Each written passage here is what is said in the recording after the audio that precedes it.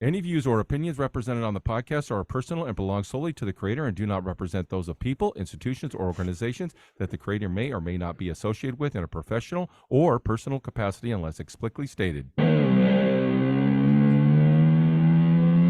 the rules. Welcome to the Mill Creek View, Tennessee podcast with your host, Steve Abramowitz, editor-in-chief of the Mill Creek View newspaper. Welcome back to the Mill Creek View, Tennessee podcast, and happy Halloween or All Saints Day or All Hallows Tide, if you prefer. We are back always with an interesting person making a positive change in our community. This time, very, very special guest, John Schneider. But first, to subscribe to the Mill Creek View podcast, visit us anywhere you get your podcast at Mill Creek View, Tennessee. While you're there, please subscribe. It's totally free to you. Welcome to our People in the News episode, where I interview people who are making an impact and are lovers of truth. Today, we are talking with John Schneider, aka Jonathan Kent, aka Bo Duke. John has enjoyed a successful career in country music, topping charts with his #1 hits, I've Been Around Enough to Know, and You're the Last Thing I Needed Tonight. From 1984 to 1987, Schneider released 6 albums, including his #1 album, A Memory Like You, and a Greatest Hits album. Schneider then took time off to pursue his acting opportunities, but would return with Worth the Wait in 1996. He's gone on to release 2 Christmas albums, including Home for Christmas with Dukes of Hazzard co-star Tom Wopat. Check those out. Christmas is almost here. It would be impressive enough for an actor to star in a single show that changed the course of television history with iconic characters, but the fact that John Schneider's done that for at least 4 decades makes him nothing short of legendary. Whether it's playing Jim Cryer on Tyler Perry's The Haves and the Have-Nots, immortalizing Superman's daddy, Jonathan Kent on Smallville, and Bo Duke on The Dukes of Hazzard. His is one of the most recognized faces in all of TV. And there he is. According to on commentary of Smallville in 2001, John was approached by some kids who said, "Hey, you're Jonathan Kent." It was the first time that he was recognized as someone else other than Bo Duke. He's also been seen in movies from Smokey and the Bandit, Burt Reynolds, 1977, to Joe and Christmas in Tune, co-starring Reba McEntire, 2021, to regularly popping up on Dr. Quinn, Medicine Women, Nip Tuck, The Secret Life of the American Teenager, and even Dancing with the Stars. John Richard Schneider IV was born April 8th, 1960 in Mount Kisco, New York, to Shirley and John Richard Jack Schneider III, a pilot and U.S. Air Force veteran. John began acting at the age of 8. He and his mother moved to Atlanta, Georgia when he was 14. He won the role of Bo Duke on The Dukes of Hazzard 1979 on CBS by pretending he was a genuine country boy from Snellville, Georgia, not Smallville. He had a week's growth of beard and held a beer can, claiming he was in his mid-20s as the role called for. Show ran from 1979 to 1985 when young Schneidi was 18 years old through 25. I was 8 to 14 and never missed a Friday. 4 kids: Leah Michelle Castle, Project Runway, All-Stars, Camera Woman; Chasen Joseph, actor, Secret Life of American Teenager; and Karish Schneider, active duty firefighter and played Danielle in Collier and Company; and Mandy. And now he's on the Mill Creek View podcast with me. John, how are you today? My God, that was wonderful. I have to mention one more beautiful child from my lovely wife, Alicia, and I. Her daughter, my daughter now, is Jessica Turner, who's going to give me a grandson. Oh boy! In March, yeah, a new role. March. Karis gave us a granddaughter, so we're gonna have a grandson in March, and it's just wonderful. My God, you've done your research. Thank you.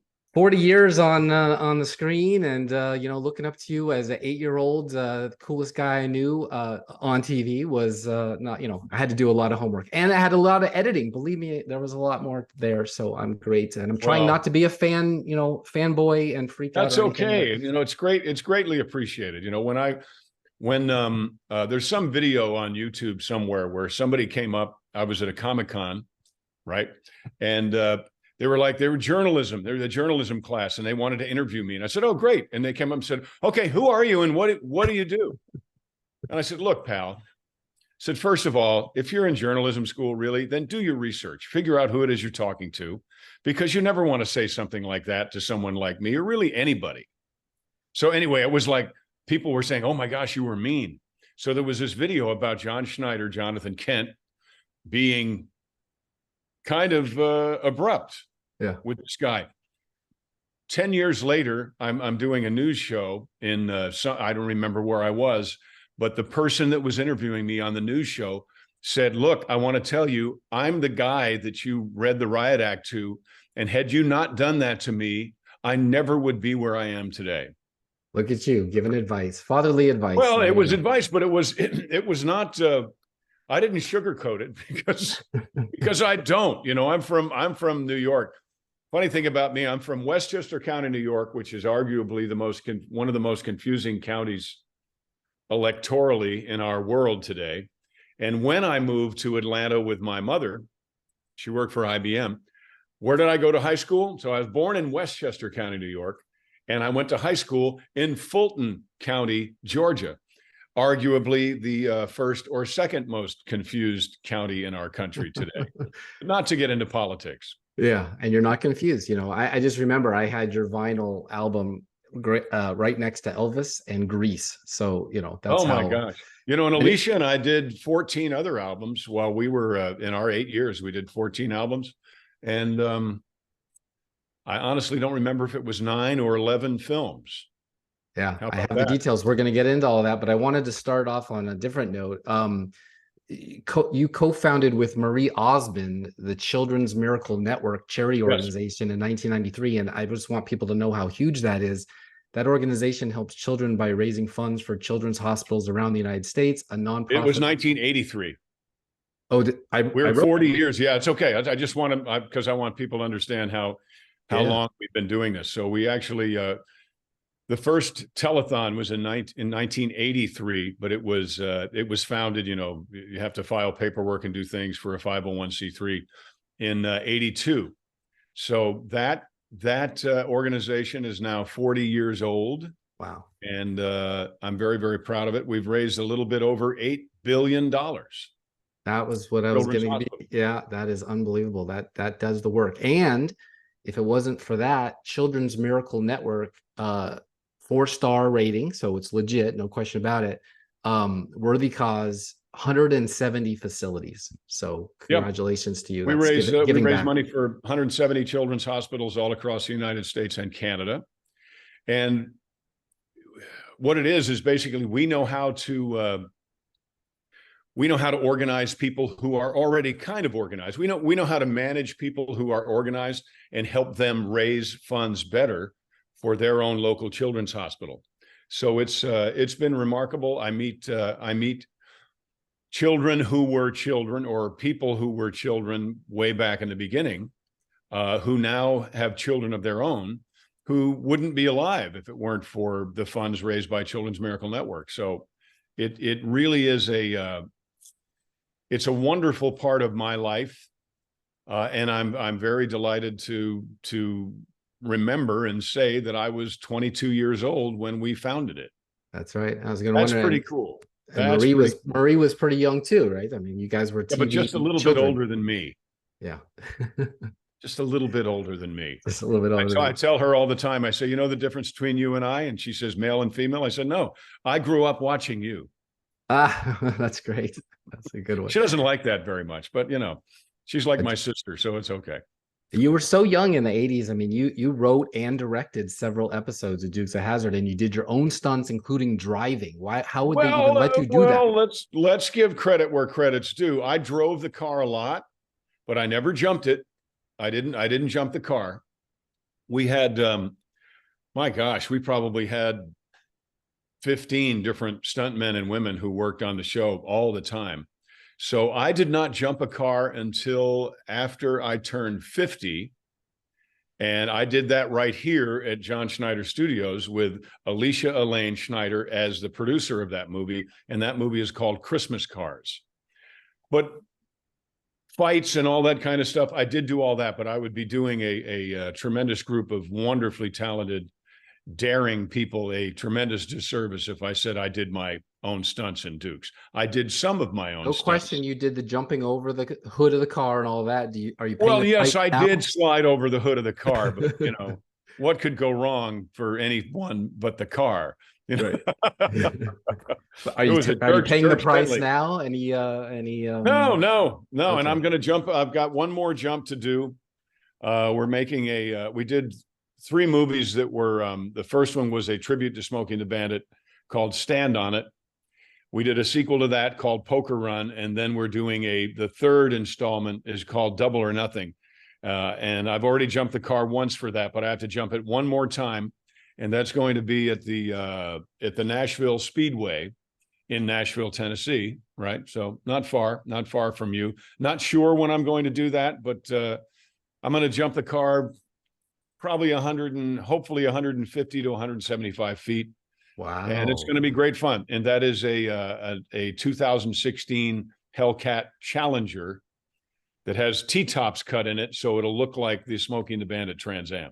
Oh, that's going to be amazing. Well, speaking of that, that's a great segue because one of the creatives behind Dukes was James Best, the actor who played Roscoe P. Coltrane. He told you, at least this is a rumor, to play Bo like Burt Reynolds, who you got to act with in Bandit, and he was also in Hooper with Burt Reynolds. He was also well, we all know that's about the classic love of the unknown stuntman. Every boy I knew growing up loved Bandit and Bo Duke for the same reasons, tools and cars. So I read James was considered your best friend, and you were a pallbearer at his funeral. Is that all true? He was. I was not actually. I would have loved to have been. I would have been honored to have been, but no, I was, and he would be delighted. I was working. So Jimmy was also in The End. Yeah. With Dom DeLuise. Yeah, he was in a lot of movies, but he and Burt were very, very close. And when I was in Smokey and the Bandit, I don't want to give the wrong impression here either, because I was 16 years old. And as you said, I did, when I auditioned for Dukes, I came in and I told them I was from the rural South, and I brought in a 6-pack of beer, and I'm actually from Westchester County, New York. I told them I was 24, I was 18. But the only reason I had the nerve, and I also told them I came in first in my class at the Georgia School of High Performance Driving, which didn't exist, but there was no internet. The reason I had the nerve to do that is because when I was 16, I heard that Burt Reynolds was in town in Atlanta filming at the Lakewood Fairgrounds, a movie called Smokey and the Bandit. So I skipped school and I went down and I parked my car in the dirt, jumped over a fence, found a guy with a radio and tapped him on the shoulder and said, "Hey man, I'm sorry I'm late, but traffic on I-85 is a bear. Where's hair and makeup?" And I got into the Holy of Holies. I spent the whole day. Nobody knew what to do with me, but I spent the whole day with Jackie Gleason that day. Oh my gosh. Who was living at the time he was doing Smokey and the Bandit in Westchester County, New York. So he came from my hometown to do Smokey and the Bandit. So when we started talking about Mount Kisco and Katona and Bedford Hills, he was like, "Come on, kid, sit down. Talk to me for a while." So I'm just in it at the end when the credits freeze. A tire falls off of Jackie's car and hits a long, tall, gangly John Schneider in the shin. So that's all I am in Smokey and the Bandit. But I got in and I didn't get kicked out and I didn't get arrested. Yeah, and look how close to great. That gave me the nerve to tell a tall tale again when the Dukes of Hazzard audition came around. Fantastic. Well, you had a brush with greatness, literally. So that's fantastic. The great one, the great Jackie Gleason. It was fantastic. And then years, Burt Reynolds became a dear friend of mine, as did Hal Needham, who wrote and directed Smokey and the Bandit. And both of them remember that kid nobody knew what to do with, who almost got a second AD fired. So another Hollywood legend about you, sir, is that you got your start as a magician performing tricks for classmates, and that you once had yourself chained up and tossed into the family swimming pool like Houdini's escape act. I'm sure your mother was not happy with you. She was not happy. I waited until she got home from work. And it was a swimming pool. I don't want to give you a false impression about my upbringing either, because it was a swimming pool at the apartments we were living in. Okay. And I was chained up and tied up and handcuffed and padlocked. And my mom got back from IBM and said, "Mom, what's this?" And boom. I dove into the pool, and I got out, obviously, because we're talking about it, but she was not happy with me. She was not happy. I think she said something along the lines of, if you had drowned, I'd have killed you. Well, you certainly killed your magician career, but you went on to other things. Well, so, I'm still a lifetime member of the Magic Castle. So well, look at that. All right. yeah, And I five haven't done time. much of it lately. I should. I really love magic, but That's far away, actually. Yeah. well, in Five fact, time. let me tell you one thing. When Boss Hogg would do things with cards on the Dukes, it was usually my hands. Really? Because I was 18, 19, 20 years old. I was really dexterous at that point, not so much anymore. But I did that. The last episode of Dukes that I wrote and directed was all about Roscoe. It was called Opening Night at the Boar's Nest. It was all about Roscoe, the great Coltrano, making Boss Hogg disappear from this box that he had ordered mail order. So the very last episode of Dukes was all about magic because of my upbringing and my love for magic. Well, look at that. Amazing. All right. Well, you also this is amazing, 5-time chart-topping country artist with over 20 albums to your credit, including well over 100 new songs since returning to the recording studio in just 2016. Yeah. Writing, directing, and starring in a multitude of movies, like a Renaissance man. How'd you find the time? Well, when you're following your dream, I mean, you make the time. You just make the time. And when Alicia and I were making movies, it was it's all we did. I mean, we lived a wonderful life. We loved, but she loved what she did. She used to run Robert Evans' company, who was the president of Paramount. So we somehow stretched 40 hours into every day, loved every minute of everything we did, loved each other passionately and wonderfully, and shared a dream.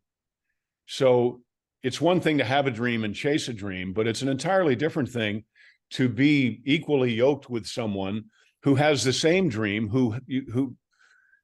with whom you can chase that dream together.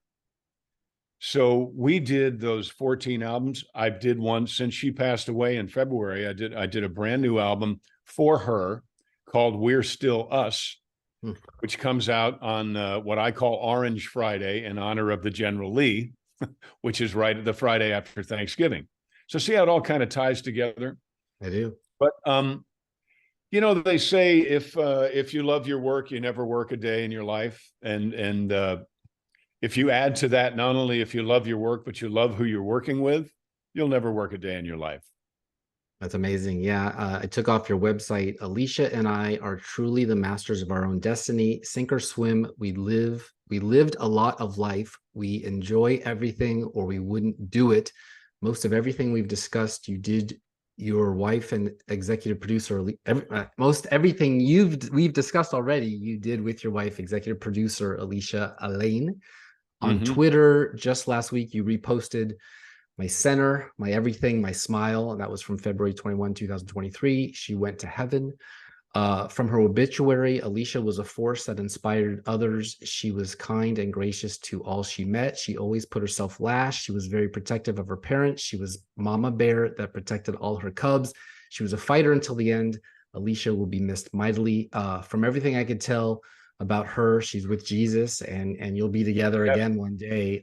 You collaborated on more than 100 songs, several films. What's next for you without her?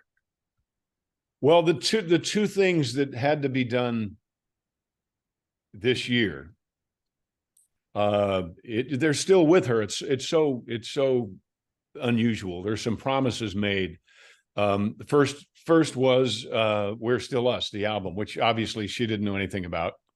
That's my tribute to her and my medicine for people who are on what I call the same road, the road of grief, the road of losing a spouse. And yet losing is an odd term because I didn't lose her. I know exactly where she is, right? And I know exactly where I'm going. And I know hers will be the first hand I touch when I get there. But she was writing a book about cancer and about being in charge of your own diagnosis. And race dirt track cars. So the book is called In the Driver's Seat.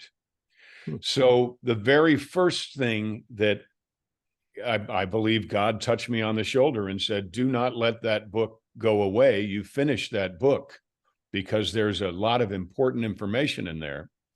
So Jessica, our daughter, and myself, and a dear friend of ours named Jamie Blaine, finished that book, and that book will also be out on Orange Friday.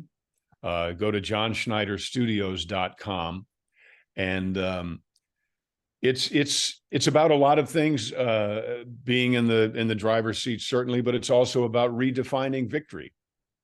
Because truth is, every prayer we prayed about Alicia's health and Alicia's pain was answered. She is pain-free. She's healthier than she has ever been.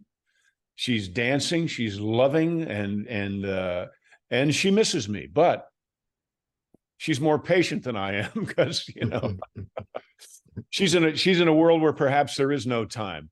But it's so tough. It's so tough. I don't know how people without faith, if people truly thought they lost their spouse and they had no notion that they would ever see them again, they had no belief in eternity, I don't know how in the world they make it.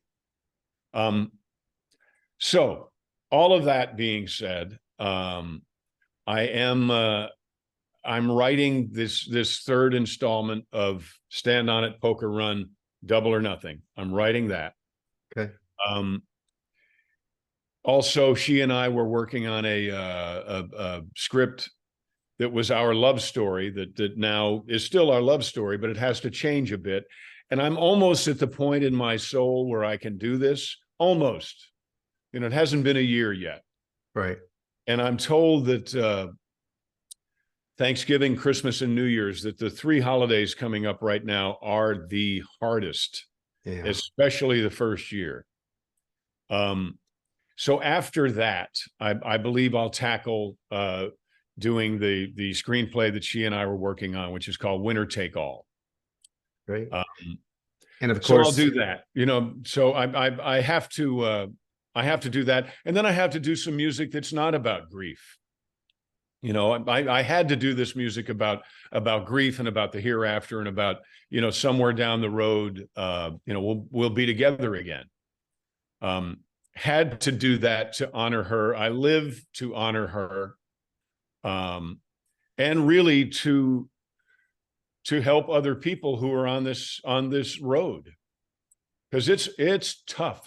You cannot explain it to someone who's not on it. It's like trying to describe yellow to a blind person. It's next to impossible. I won't say it's impossible, because I believe all things are possible.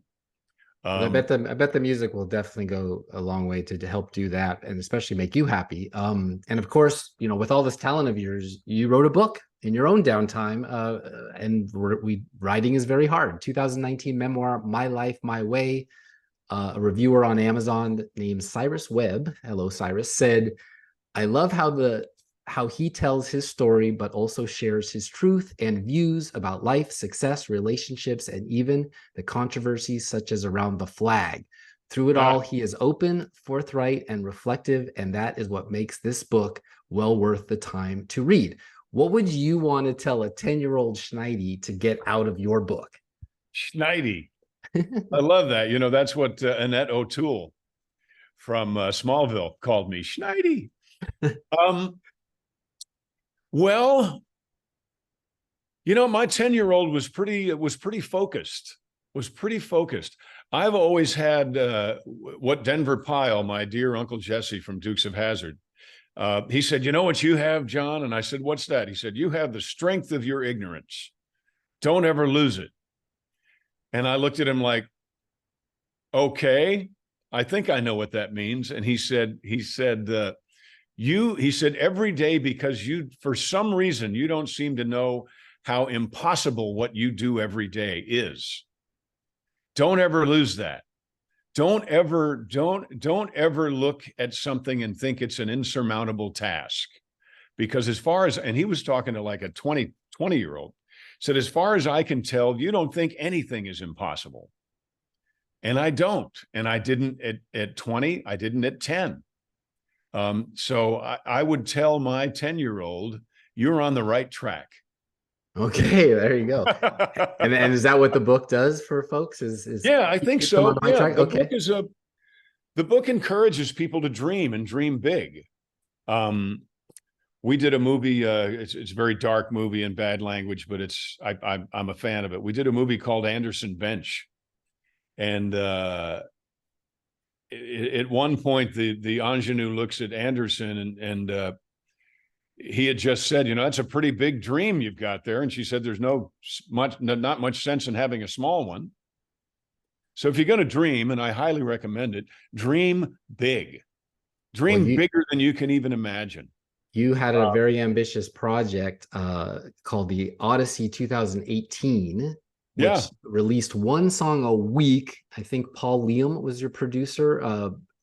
2019 Southern rock inspired. Okay, of course. Paul Lime and Alicia. Southern rock inspired album, Redneck Rebel, and a deeply personal, inspirational album, Recycling Grace. I don't think you sleep. Am I wrong? I actually do. I sleep pretty good. Wow. But I work fairly efficiently, because I work because when I write, I'm like ravenous. I've got to do this. When I record, and it's not because of a deadline, it's just because I love it. I can't wait to hear this music because I can hear it in my head. I can't wait to be able to share it with you. So, but I will tell you that when Alicia and I met, I had done the music before and I was not very excited about it. But when we lost everything in 2016 on our second flood of 2016, she found me playing a guitar in the living room, which had been flooded. And when she came in to talk to me, I put the guitar down. She said, why do you do that?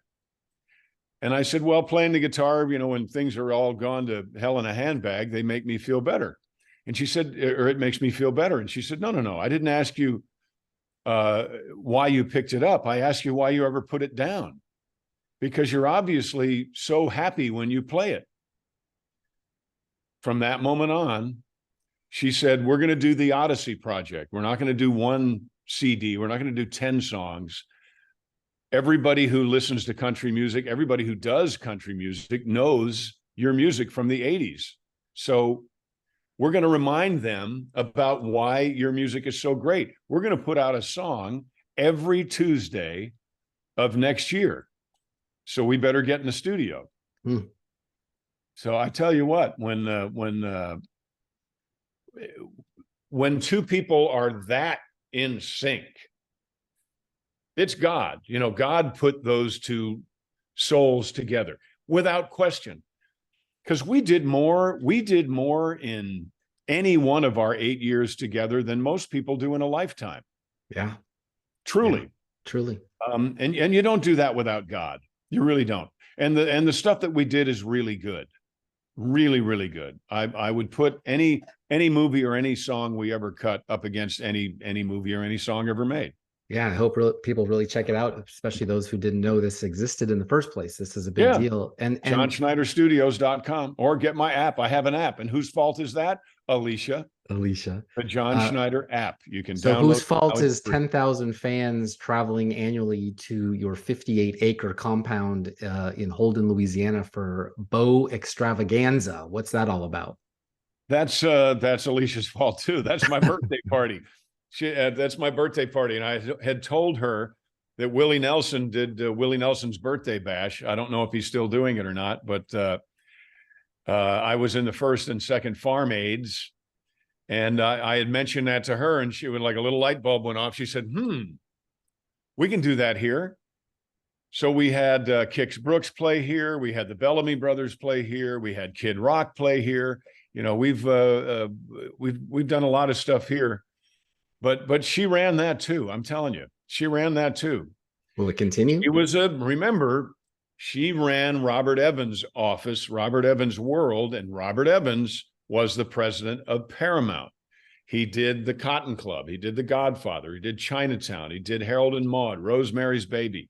So we're talking about some serious chops here. You don't get to run that man's world unless you've really got your act together. That's the woman that I married. And so will that continue?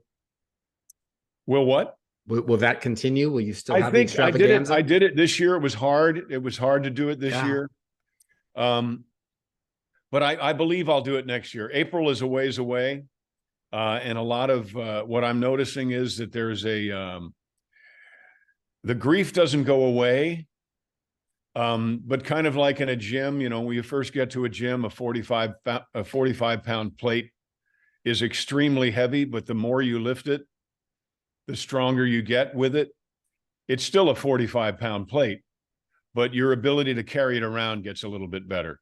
Yeah. So by the time I get to February, when I'll really have to make a decision about Beau's Extravaganza, and that will be the year anniversary of my beautiful bride's passing, I think I'm hoping that 45-pound plate will be a little bit easier to carry around, and I will do Beau's Extravaganza, but no promises yet.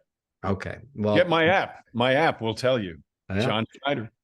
So the machine, as you called it, ever since you broke ties with the machine, you actually smashed sales records on DVD via the johnschneiderstudios.com, which you plugged twice. That's awesome. I just did it for you. Storefront. There'll be another one. And spearheaded the streaming service cineflixdod.com. So yes, that's still going on. You like people to be directed to that? Oh, yeah. So Cineflix DOD, digital on demand, Cineflix digital on demand. Why, in the world we live in, why in the world would I sign some distribution deal with some company that's going to lie to me, right? I did one film that I got a standard, and I was delighted. I got a standard distribution deal on a film I did with Kane Hodder and Bill Moseley and Ari Mihailov and Malcolm Danar and Don Shanks. And it's a gruesome horror comedy called Smothered. Made one deal 9 years ago and haven't made a dime. Have not made a single dime. And that's the only film I had investors in too. So not only have I not made anything back, but the people who believed in me have not made anything back. And that movie has been distributed worldwide. Worldwide. So these people, IndieCan, by the way, independent filmmakers, if you are paying attention and you are about to pop open a beer because you just got a deal with IndieCan, tear it up, drink the beer anyway, but tear up that deal because you don't want it. You don't want it. There. Sue me. Call a lawyer and sue me. Sue me. So since then, we started making our own films and distributing them ourselves, not only in DVD form, but we've started a streaming service called Cineflix DOD. So that has been fantastic, fantastic to us. We don't make millions of dollars, but we're an independent film studio. We don't spend millions of dollars on a movie. You know, we spend a couple of $100,000 on a movie, but that's a lot easier to make back than millions of dollars, certainly. Was that To Die For, John? To Die For? To Die For, yeah. To Die For, you can go to todieformovie.com. And that'll take you to Cineflix. You'll see the other movies there as well, but that'll take you directly to Cineflix. You can stream it right now, or you can order the DVD. The folks that are familiar with me still like to have a tangible item, so you can order the DVD by itself. I don't have one sitting here. DVD by itself, DVD autographed, or the DVD autographed and personalized. 3 different prices, okay? Sure. Okay. It is an independent film, but I guarantee you the money that we make off of that movie, which we've done really, really well with that one, goes to make the next one. Because I don't want to stick my hand back in the machine. I know what will happen. And that movie is about you playing a reclusive veteran who gets arrested because he refuses to take the American flag off the back of his El Camino. Correct. That machine that you talk about, the Warner Brothers turned into the CW's Smallville during those 10 years. 10 years, wow. Right. You were Superman's dad. Ever since that year-long process to merge Discovery Inc. with Warner Media, which was spun off from AT&T, and frankly, their awful DC Comics movies compared to Disney and Marvel. What do you make of studios in general as they get more and more corporate? Well, it's never a good idea. I call them non-creatives. It's never a good idea to put non-creatives in a creative or give them creative power or creative control, because screenplays come from some guy, some girl, some team who they've been inspired by some wonderful or tragic thing or scary thing, but suffice it to say, they've been inspired by something. And they sit down and they write a screenplay. And then someone who is creative reads it and goes, wow, this is fantastic. I want to develop this a little further. So let's put some money behind it. And then they take it to somebody that has the money and no creative sense whatsoever, but feels like, forgive me for saying this, but every dog needs to pee on the tree. So you've had inspiration that went to someone who's familiar with inspiration to now the first person who is just a nuts and bolts sort of person. And from that point on, it usually only touches non-creative people as it gets developed into something it never was in the first place. It's kind of, what is that game, play around a campfire, telephone. Mm-hmm. So, you say something to the person next to you, and by the time it gets back to you, it doesn't resemble the original thing that you said. That's what happens with a screenplay. And that's why they're so hard to watch, because so many non-creative people have the right to touch them. So to me, it's the enemy of creativity. Independent filmmaking, independent music is where real stories are told. And I think anyone who's watching us right now, anyone who's listening right now, will agree that they're more surprised when a studio film is good, than they are when it's not. Can I give you a case in point? That way. Can I give you a case in point? Can I give you a case in point on that? Give me a case in point. So speaking of Warner Brothers, you and Tom Wopat and my first crush, Catherine Bach, maybe tied with Linda Carter. I don't know. Don't tell her. No, Bach was my one. You were all offered roles in the Dukes of Hazzard movie, but all said no. IMDb says because the script was hated by all three of you. Is that true? That is Warner true. Brothers, Warner Brothers did that one, but Willie Nelson and Burt Reynolds were fun to watch. But this is exactly what you're talking about. Yeah, it's exactly what I'm talking about. They destroyed it. They didn't understand the source material. They didn't take the time to.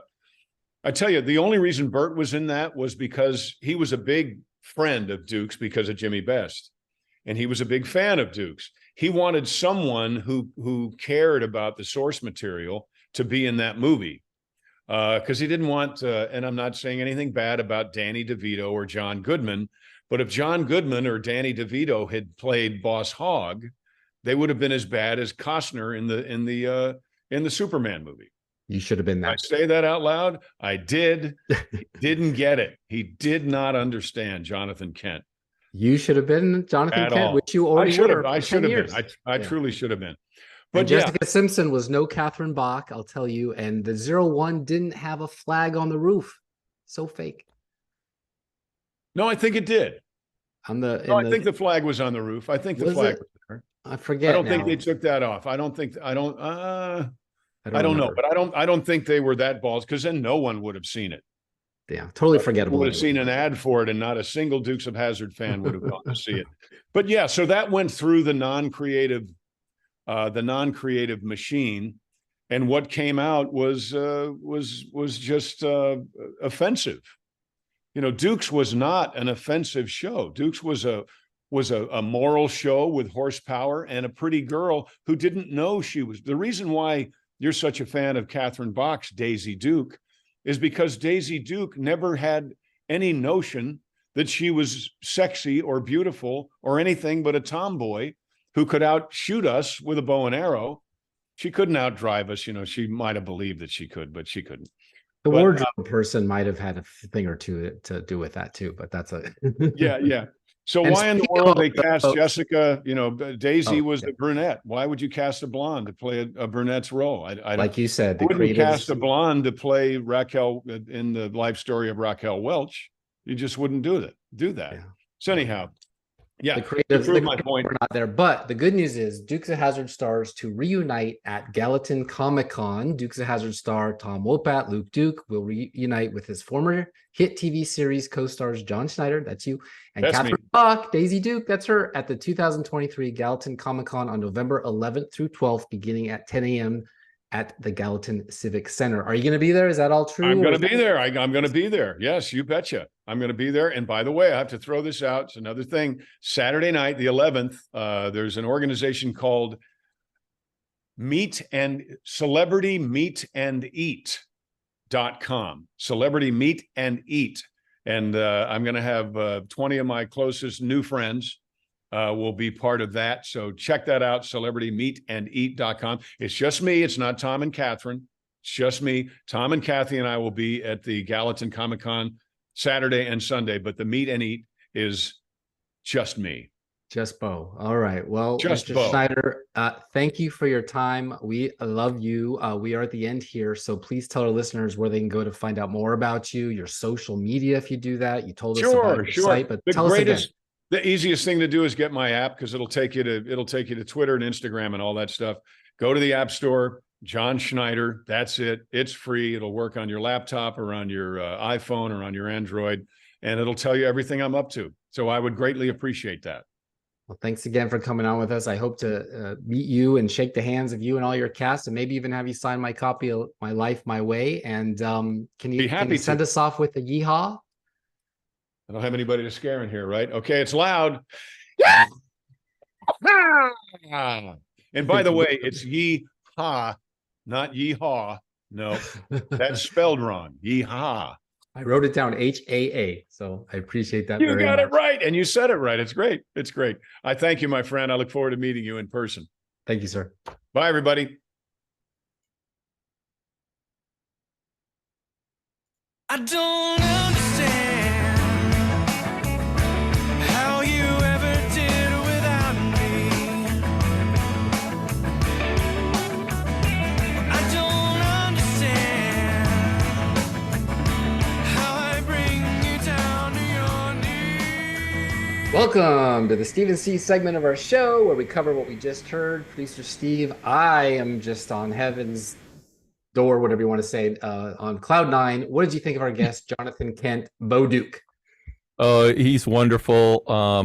I was the one who said you ought to get him on here, and I'll tell you why. So I used to produce a show called Horsepower, Chrome, and Rust, and it was all about cars. Did that for 3 years, a podcast. And I heard that John was going to do Stand on It, which was his movie, his send up to Smokey and the Bandit. So I contacted him. And it took me a couple, 2 or 3 months, and I think I worked through his wife, to be honest. And he agreed, and we had him on for about 25 minutes, 30 minutes, and we had a wonderful time. He was interviewing in a Corvette. He had just bought it for his wife, Alicia, and he was outside the restaurant where the rest of his friends and they were eating. And so I knew that you would have a wonderful time with John because he's had a storied life, and he keeps coming back out. And yet I think Alicia and him were the bonding that needed to be there for his life, and directed his energies with a dual purpose, and to give glory to God and to enjoy a wife who had the same vision. So yeah, there's a famous line in Hollywood lore that says there are no second acts in Hollywood, and I think John is on his 6th or 7th. So yeah, he is the exception to the rule. All right, that was great. Deep breath, switching gears. Okay, we have a new Speaker of the House. He's been there a week and voted no twice on more money for Ukraine, so I like him already. Let's hear how the ginger from the Kremlin, Jen Psaki, introduced him to her audience. Loading. This trick will save you thousands of dollars on high energy bills. Get a Hold on. Alarmed by commercial gas ad there for shortages and somebody. high energy costs? Minutes to talk about this new speaker.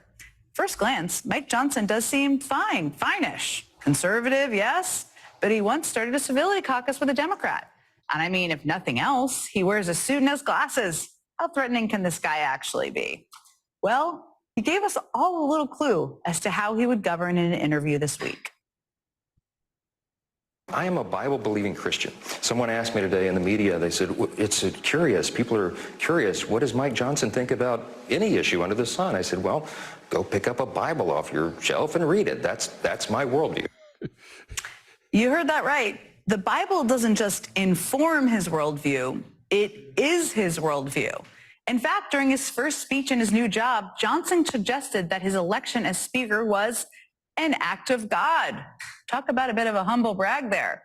So what exactly has God apparently called on Mike Johnson to do?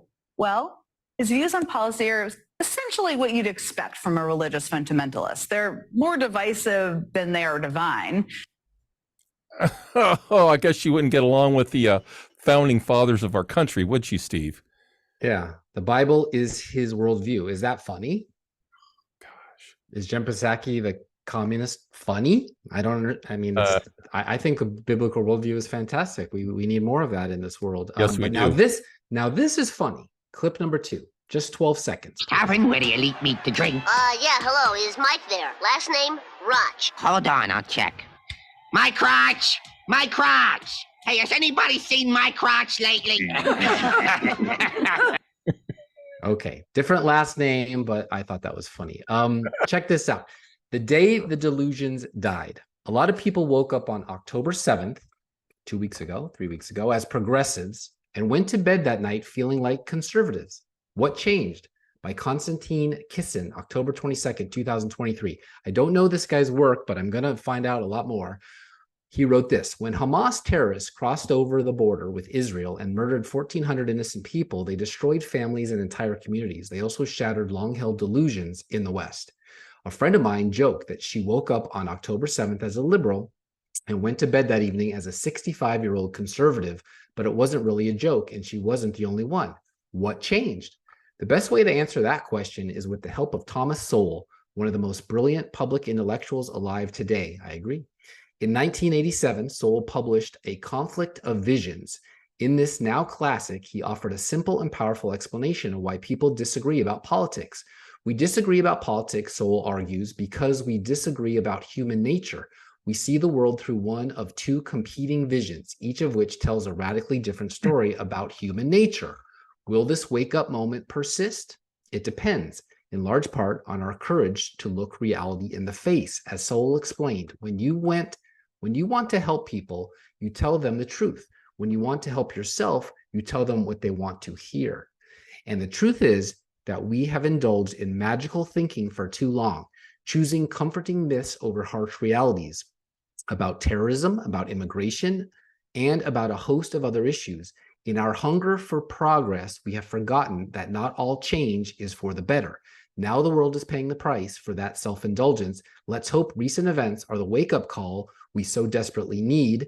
Konstantin Kisin is the co-host of the podcast Trigonometry. My wife listens to that. I think I will start to. Has a Substack also.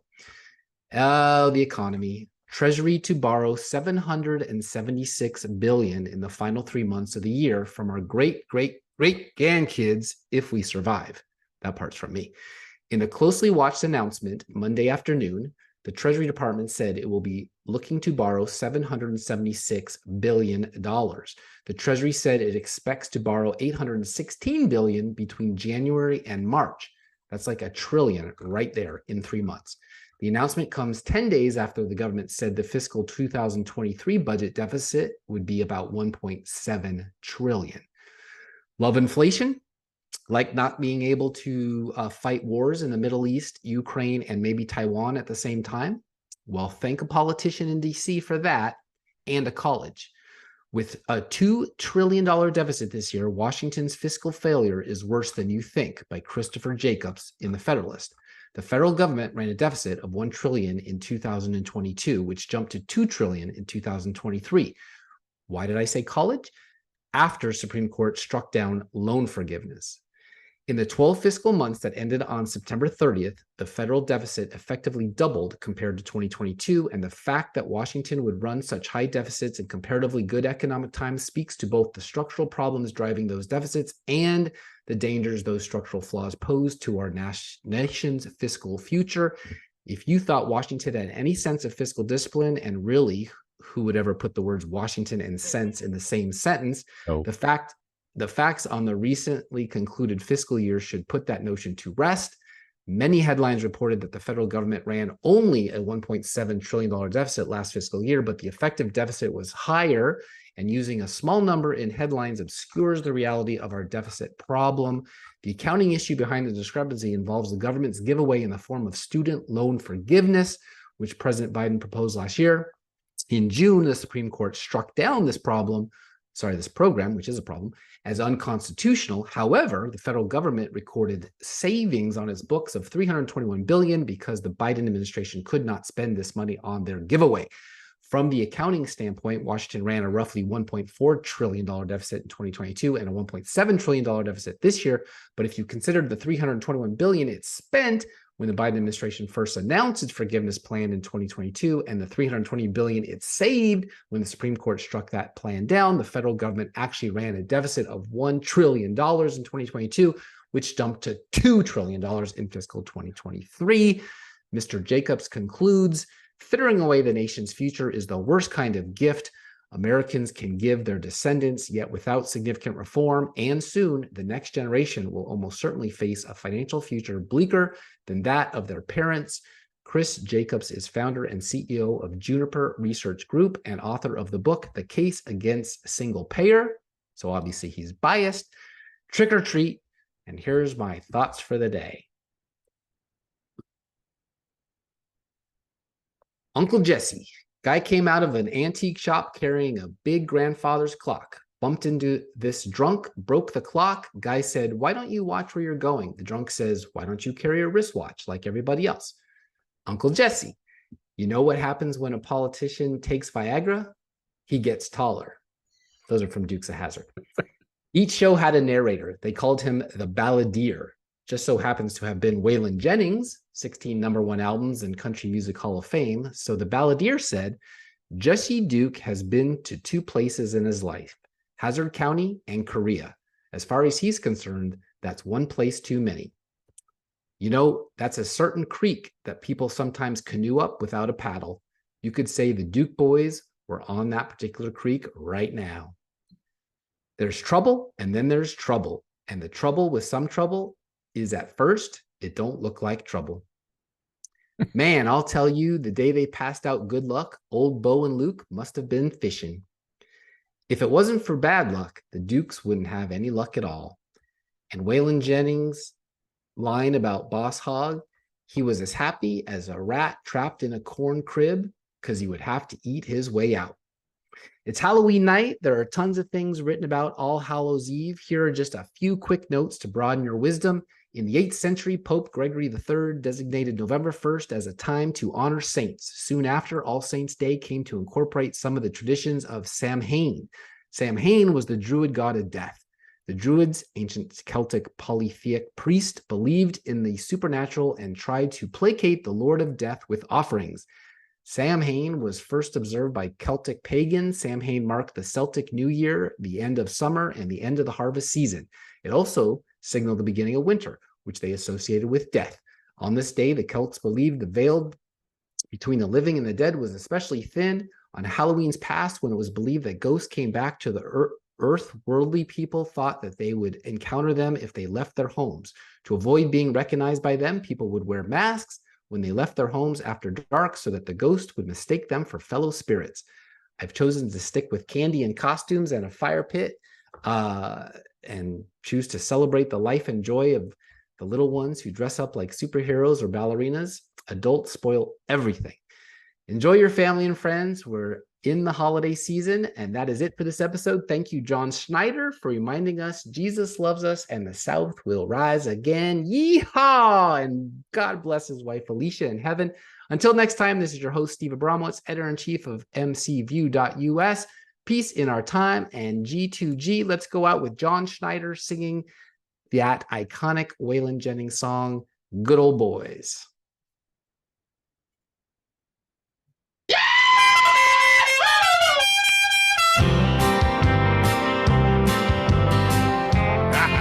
Listen up, just a good old boy. That's John. Ever meaning no harm. Yep. Beats all you ever saw. Been in trouble with the law since the day they was born. Straightening the curves, riding the hills. Someday the mountain